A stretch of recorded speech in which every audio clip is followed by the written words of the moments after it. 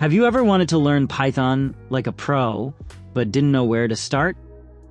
Or maybe you're looking for resources to take your programming skills from beginner to advanced. In this video, I'll introduce you to 4 of the best books most Python programmers recommend. These books will guide you from the basics to advanced topics.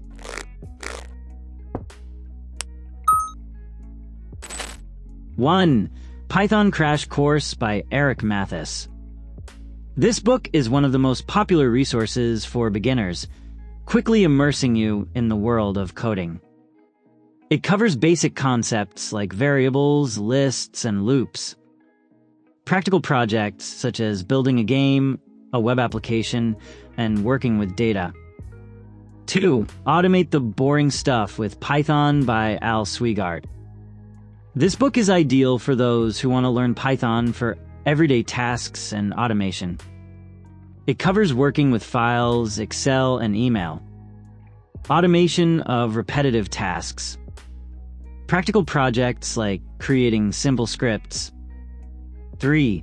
Fluent Python by Luciano Romaglio. This book is for programmers looking to enhance their skills and learn advanced principles of Python.